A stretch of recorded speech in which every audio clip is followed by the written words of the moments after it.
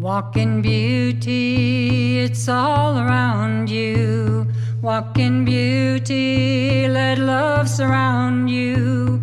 Walk in beauty, make it around you.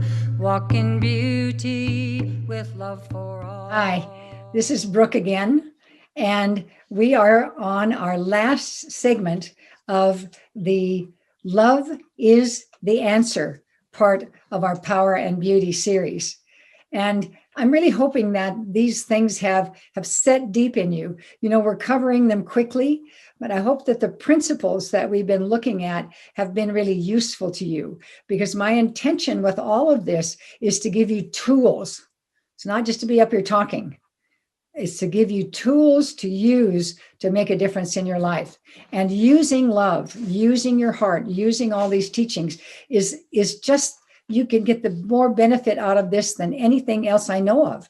Because as we said, that, you know, that cross says right here, I'm wearing this gold right on the heart to say this is the center of human experience. And it's the center not only in a kind of a, you know, groovy, moral, wonderful, isn't that great way. It's like, yes, it's useful, it's powerful, it's the center. It's the, remember I said the Christ, the definition of the Christ energy is one who brings all of the energy together that comes in from Mother Earth, Father Spirit, all that, and extends it into the world through the heart. And that's what we're being asked. Remember, the Piscean age is the time when we're being asked to bring forth and extend through our heart into the world. So I want to talk more about the heart and bring this to a conclusion for now anyway.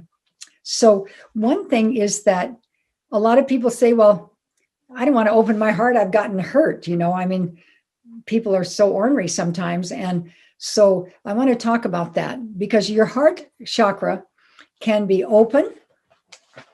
You know, you can really open it up, or you can close it down if you want.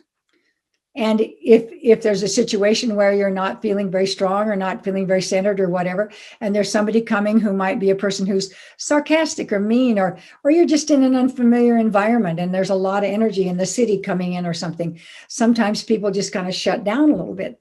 Well, that's okay. And then in a situation where you know there's love and good energy, you can open up. But I have another higher level alternative for that. Because when we shut down our hearts, we're shutting down to protect ourselves, right? To not have that negative energy come in and hurt our little soft heart when it's open.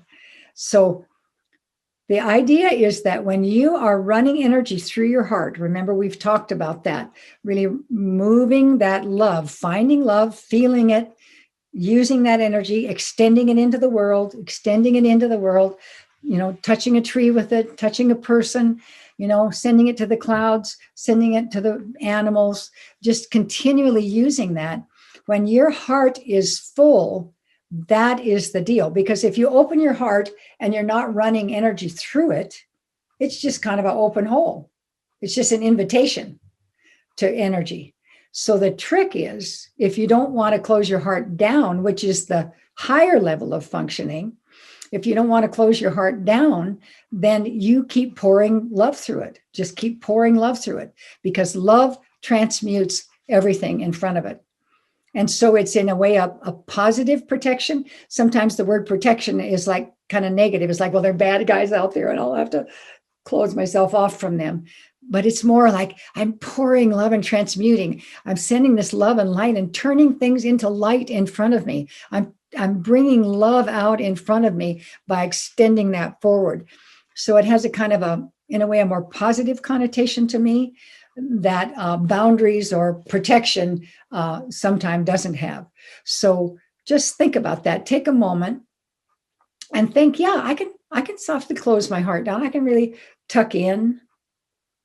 And I can also open it, just open it, like receive the sun and the light and the love of people.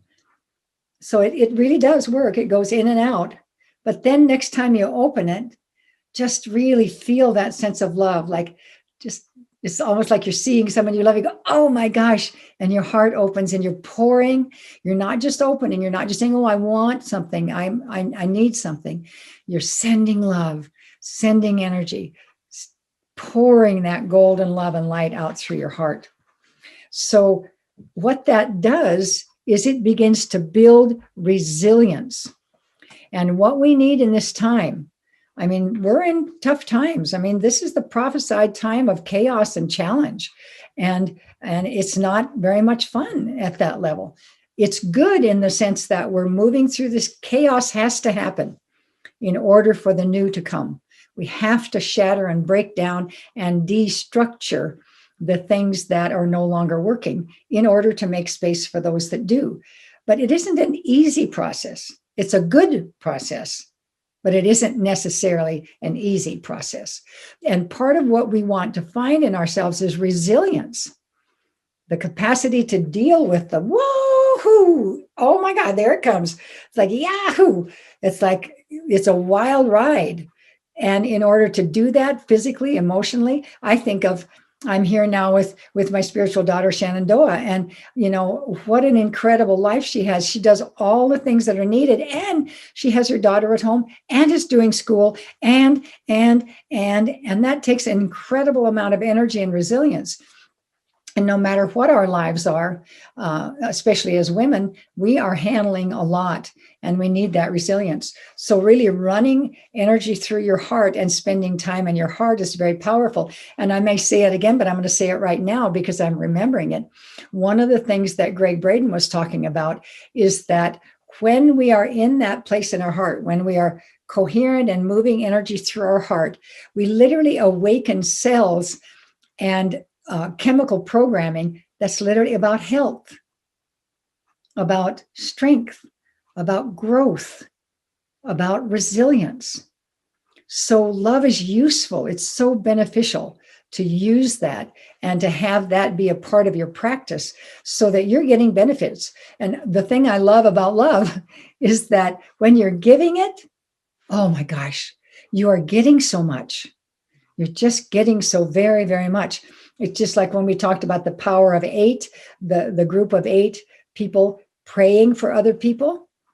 They're just giving this loving prayer and upliftment and encouragement and support to someone else.